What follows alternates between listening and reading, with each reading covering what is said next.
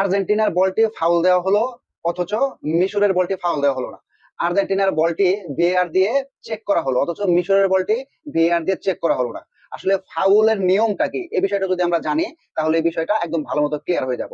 প্রথমে বলি, যখন কোনো প্লেয়ারকে অবৈধভাবে বাধা দেওয়া হয় ওইটাকে আসলে ফাউল হিসেবে কাউন্ট করা হয়। এখন কথা হচ্ছে, অবৈধভাবে কিন্তু আর্জেন্টিনার প্লেয়ারকেও বাধা দেওয়া হয়েছে, অবৈধভাবে কিন্তু মিশরের প্লেয়ারকেও বাধা দেওয়া হয়েছে। তাহলে কেন আর্জেন্টিনাকে ফাউল দেওয়া হলো, মিশরকে কেন ফাউল দেওয়া হলো না? আমি ভিডিওটি একটু শর্ট করে দিলাম, আপনারা একটু কষ্ট করে আটকে দিয়ে দেখবেন। আর্জেন্টিনার প্লেয়ারকে যখন বাধা দেওয়া হলো তখন বলটি আর্জেন্টিনার প্লেয়ারের পুরোপুরি নিয়ন্ত্রণে ছিল, অর্থাৎ আর্জেন্টিনার প্লেয়ারটি বলটি নিয়ে সামনে এগাইতেছিল। ওই সময়তে আসলে মূলত বডি কন্টাক্ট হয়, অর্থাৎ মিশরের প্লেয়ারের সাথে গায়ে গা লেগে যায়। এবার আপনারা মিশরের বলটি দেখুন। মিশরের বলটি যখন আর্জেন্টিনার প্লেয়ার ট্যাটেল করতে গেছিল, প্রথমেই দেখুন বলটি আর্জেন্টিনার প্লেয়ারের পায়ে লেগে মিশরের প্লেয়ারের দুই পায়ের ফাঁক দিয়ে বলটি ক্লিয়ার হয়ে গেছে। এই ভিডিওটিও আপনার একটু আটকে দিয়ে দেখুন, বলটি কিন্তু প্রথমে আর্জেন্টাইন প্লেয়ারের পায়ে লেগে মিশরের প্লেয়ারের পায়ের ফাঁক দিয়ে বলটি ক্লিয়ার হয়ে গেছে, এবং এর পরে গিয়ে মিশরের প্লেয়ারের পায়ের সাথে আর্জেন্টিনার পায়ের কন্টাক্ট হয়েছে। এখানে আসলে মূলত বিপত্তিটা তৈরি হয়েছে। কারণ আপনারা অন্যান্য ফাউল দেখেন, এই ফাউল দুটার কথা বাদ দিলাম, আপনারা অন্যান্য যত ফাউল আছে প্রত্যেকটা ফাউলের ভিএআর যদি চেক করেন আপনারা দেখবেন রেফারি প্রথমে চেক করে যখন যে প্লেয়ারটি বলটা ট্যাটেল দিতে গেছে তার পাটা আগে বলের মধ্যে কন্টাক্ট হয়েছে নাকি আগে পায়ের সাথে কন্টাক্ট হয়েছে। আসলে এই ফাউলটা এটারই একটা অংশ, অর্থাৎ বলটা আগে পায়ে লেগে বলটা ক্লিয়ার হয়ে গেছে, এরপরে প্লেয়ারের পায়ে লেগে প্লেয়ার পড়ে গেছে, এই কারণে এটাকে আসলে ফাউল হিসেবে গণ্য করা হয় নাই।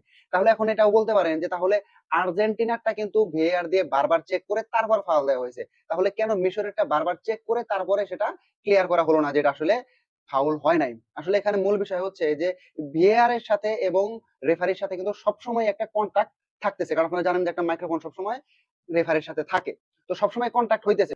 যখন ভিএআর রুম দেখে যে একটা বল ফাউল হওয়ার সম্ভাবনা আছে, এখন রেফারি যদি এটা চেক করে সে এটার একটা সিদ্ধান্ত নিতে পারবে আসলে ফাউল হয়েছে কি হয় নাই, মানে রেফারির উপরে ছেড়ে দেয়, তখন রেফারি ভিএআর দিয়ে সেটা চেক করে, মানে টিভিতে সেটা চেক করে এটার একটা সিদ্ধান্ত দেয়।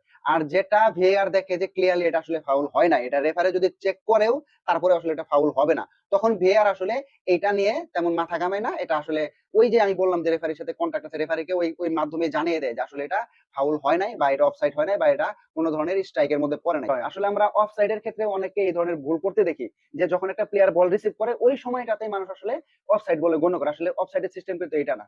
অফসাইডের সিস্টেম হচ্ছে, আজকে আপনারা জেনে রাখুন, অফসাইডের সিস্টেম হচ্ছে যখন কোনো প্লেয়ার তার প্লেয়ারকে বলটা দিবে, ওই যে যে বলটা তার পায়ে যখন কন্টাক্ট হয় ওই সময়টা আসলে যে প্লেয়ারকে বলটা দিল ওই প্লেয়ারটা কোথায় ছিল। এই কারণে দেখবেন যখন অফসাইড ভিআর চেক করে তখন বলটা যখন কিক করে ওই সময় বলটা আটকায়, মানে স্ক্রিন আটকে দেখে যে ওই সময়টা আসলে যে প্লেয়ারের কাছে বলটা পাস দিচ্ছে সেই প্লেয়ারটা কোথায় ছিল।